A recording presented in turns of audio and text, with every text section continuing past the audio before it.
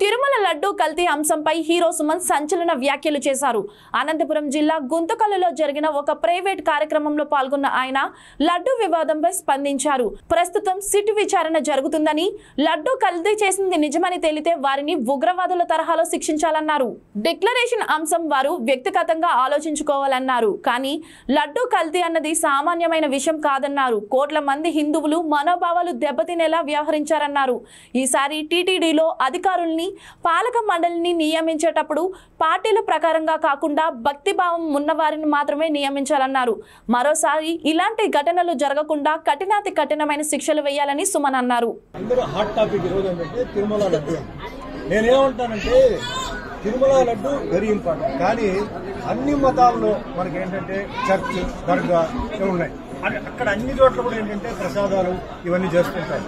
ఇప్పుడు వాళ్ళ ఆరోపణ ఏంటంటే దాంట్లో యానిమల్ ఫ్యాట్ అన్ని మిక్స్ అయి ఉంది చెప్పారు. సరే, కొందరేమో చెక్ చేసాం ఉందంటున్నారు.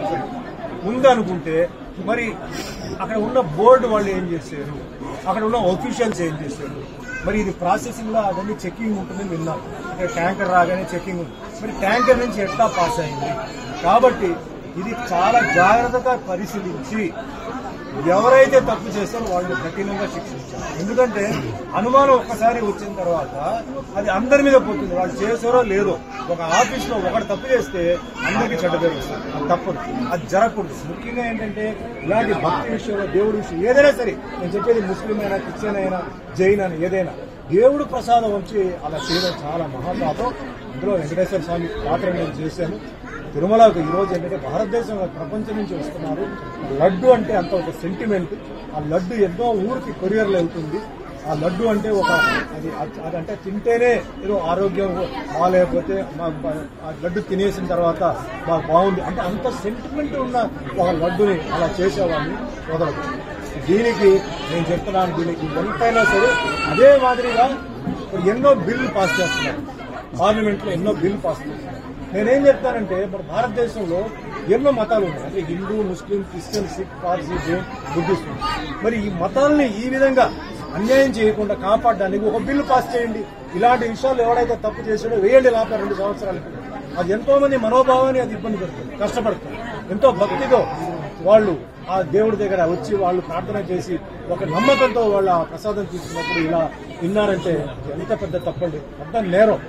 అది టెర్రరిస్ట్ కన్నా చాలా పెద్ద తప్పదు. కాబట్టి ఇది కఠినంగా చేయాలి, కానీ జాగ్రత్తగా చేయాలి. ఎవరు తప్పు చేశారో వాళ్ళు తప్పుకోవాలి. దీంతో పాటు ఎవరు దాంట్లో తక్కువ ఉన్నారో వాళ్ళని కూడా వదలకుండా తీరు. ఎందుకంటే ఒక టీటీడీ బోర్డు ఉంది, ఒఫీషియల్స్ ఉన్నారు, చెకింగ్ ఇన్స్పెక్టర్ ఉన్నారు. ఇంత ఉన్నప్పుడు ఎలా జరుగుతుంది? సో ఖచ్చితంగా దీనికి ఏ లెవెల్ అయినా సరే సీఎం చంద్రబాబు నాయుడు గారు, డిప్యూటీ సీఎం పవన్ కళ్యాణ్ గారు ఇది వదలకూడదు.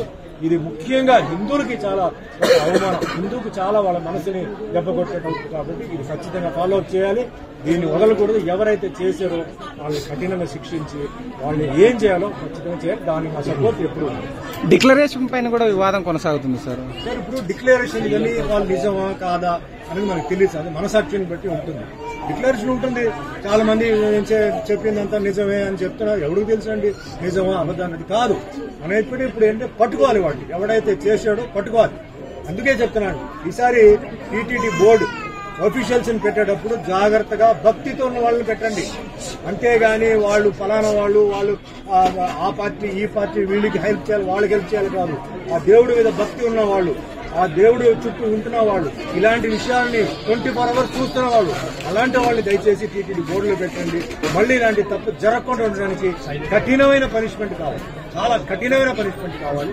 దయచేసి ఈ విషయంలో మటుకి కాంప్రమైజ్ చేయవద్దు. అందరూ మనం సహకరించాలి. దీని హిందువులు ముఖ్యంగా సహకరించాలి. అదే మాదిరిగా అన్ని మతాల వాళ్ళు, ఎందుకంటే రేపు ఇంకొక మతంలో జరగవచ్చు, అది తప్పు అవుతుంది. నేను ఎందుకంటే ఈరోజు ఎందుకు చెప్తానంటే అండి, ఈరోజు సుమన్ ఈరోజు ఇంత లెవెల్కి వచ్చారంటే ఒక హిందువే కాదండి, నాకు హిందూ, ముస్లిం, క్రిస్టియన్ వీళ్ళందరూ సహకరించారు. Light boys, light man, director, producer, distributor అన్ని మతాలు, అన్ని కులాలు ఉన్న వాళ్ళు ఉన్నారు. సో అందరినీ నేను మనసులో పెట్టుకుని చెప్తున్నాను, ఏ మతం అయినా ఏదైనా సరే వాళ్ళకి తప్పు జరగకూడదు. ఈ విషయంలో కఠినంగా శిక్షించాలి. మంచి మార్గం వాళ్ళకి రావాలి. ఆ దేవుడు అంటే నమ్మకం ఉండాలి.